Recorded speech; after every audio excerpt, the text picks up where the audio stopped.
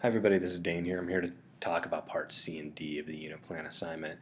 Quick note on Part C, you should really touch base with your ally on this part. We all have different expectations of what we're looking for in terms of number of students per box. Some are looking for 5-ish per box, some are looking more like 15 per box. That's just something you need to touch base with your ally to talk about. This part is essentially tied to the case studies that you've done in Google Drive. So your ally, if you've done a great job with that case study, your ally might just ask you to throw in a hyperlink in here instead of filling out this box. But again, that's something you want to talk to your ally about. So very quickly, I'm going to walk through this with one student that I had last year. His name is Ivan. Very engaging, very cool kid that a lot of other kids looked up to. Really strong strengths, and then some really puzzling issues that I had to find a way to motivate him and deal with. So knowledge input, like how does he learn best? Definitely discussion. When I'm in front of him, in front of the class talking, super engaged, he'll always have something to say. He'll always push what other kids are thinking, just great in the discussion. Then when I release him to independent reading, not so great. He's looking out the window, he's trying to get girls' attention, he's messing around, all that stuff, right? So one thing that I did with Ivan to really engage him was to pull him every so often, maybe say you're reading a text that would take 15 minutes.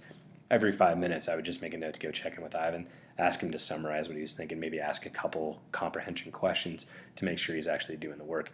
That level of accountability really turned him around, made sure that he was working well.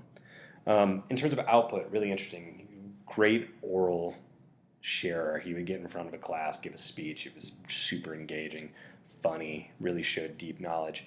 And I would grade him on that on the rubric. He'd score out great. And then when he'd actually turn in the essay that he was giving a speech of, it was terrible. It was riddled with errors. There were run-on sentences. Some of the ideas that he said verbally weren't even in the essay.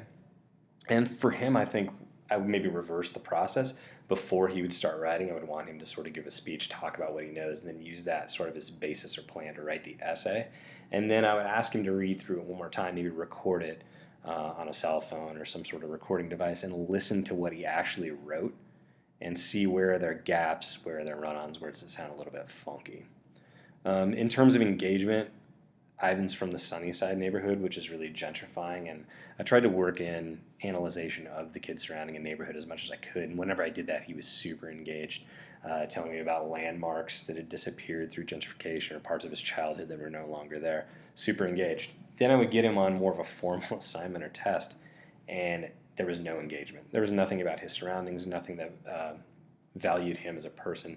He would just completely check out. He'd get really angry when we'd have to test because he didn't see a direct tie there. And I'm struggling with that still, doing this unit, finding a way to find a bridge from, hey, your real life matters, but these tests and these more formal assignments matter too. That's something I'm struggling with, and as I plan out this unit, I think that's something I really have to keep in mind. But I can also find a way to leverage this strength for the entire class.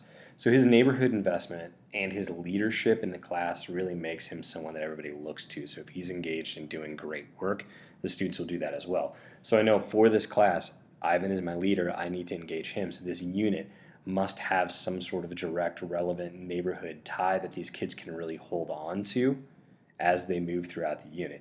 If I can hook them, and especially Ivan up front, that'll give me momentum to carry through the entire unit with their engagement. All right, so that's C. Remember, please touch base with your ally, how many students, and maybe you can just throw a link in there from the stuff that you've already done. Let's move on to Part D. So in Part D, we're talking about barriers, right? So I want you to think about the materials, methods, and assessments you're using in this unit.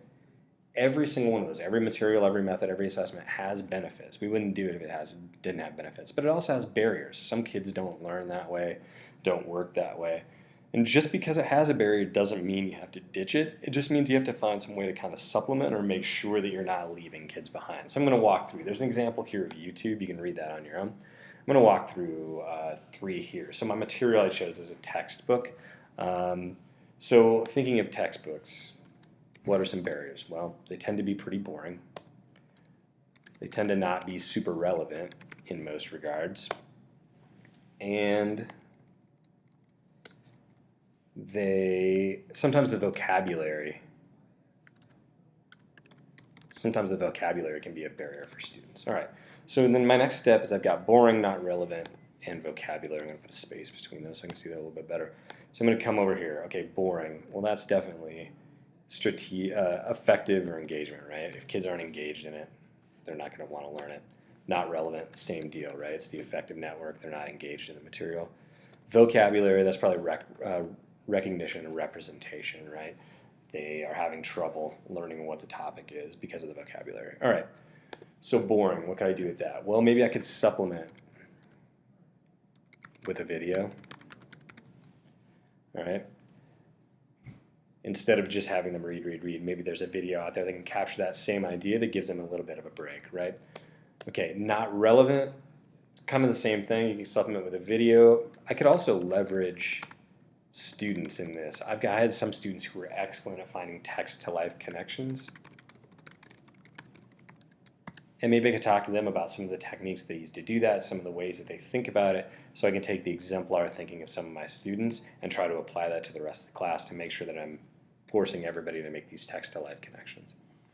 Vocabulary, lots of strategies here. I could pre-teach, I could have word walls, I could have student-created dictionaries, all that types of stuff. All right, let's go down to my method, direct instruction. So all of us use direct instruction at some point. What are some of the barriers in direct instruction? Well, again, it could be boring. Again, it could be not relevant. And maybe kids don't learn in this auditory, visual way, right? Maybe kids need to learn in different ways.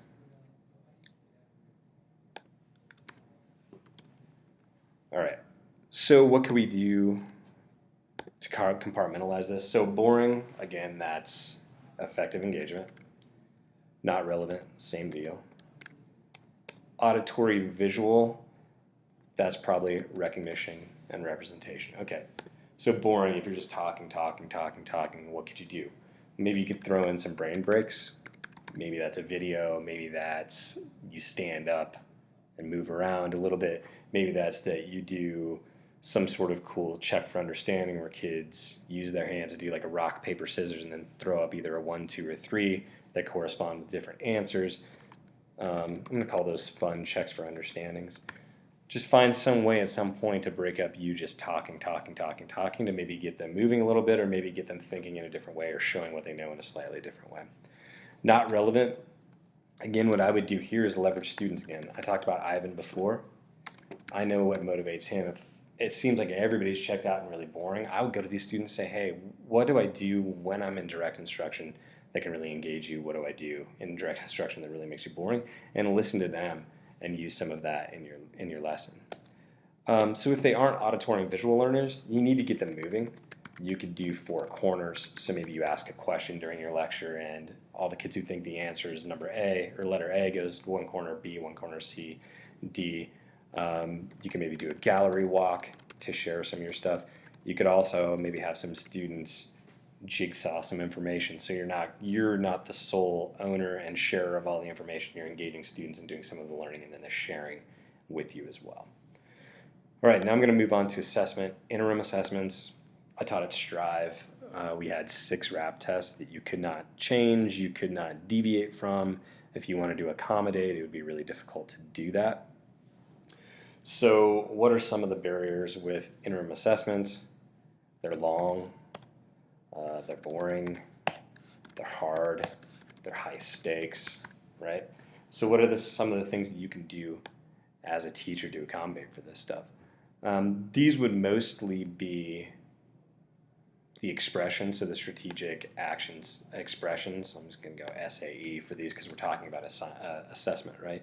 So these students are having trouble showing what they know, these long, boring, hard, high stakes, and I'm just going to say like classic / paper-based, right? These aren't the most fun, but you have to give them. So what are some things that I can do to leverage this or accommodate this? One thing that we're asking you to do in this, and you'll learn more about it in the assessment section of this assignment, is having a different summative assessment. So you're going to have to give this interim assessment. You can't change that. But you can also offer a different summative assessment so kids can show what they know in addition to this test. That could be a video, that could be a PowerPoint, that could be a speech, That could be a social media campaign. It could be a number of things. But if you have some sort of other assessment, you're not putting all your eggs in this basket, and it shouldn't stress students out so much. Try to work in some fun, like between tests. Maybe you could have some brain breaks. Maybe the day that you give the interim assessment, you could cook pancakes in your class, something to motivate kids. So it's not just all test, test, test. Maybe you can sort of reward them or appreciate them in different ways. And then I mentioned it before, accommodations are really important, right? So students who aren't great at taking these classical tests, talk to your special educator, talk to your coach at your school, talk to somebody else. What leeway do you have with these interim assessments to provide some sort of accommodations? That can include a different Lexile test, that could include read aloud, that can include graphic organizers, lots of different things that you could do there to make sure that you're meeting the needs of all your students. But again, a lot of us are handcuffed with the assessment that we have to give. Make sure you talk to your coach, your special educator, whatever, to see what leeway you have for those, right?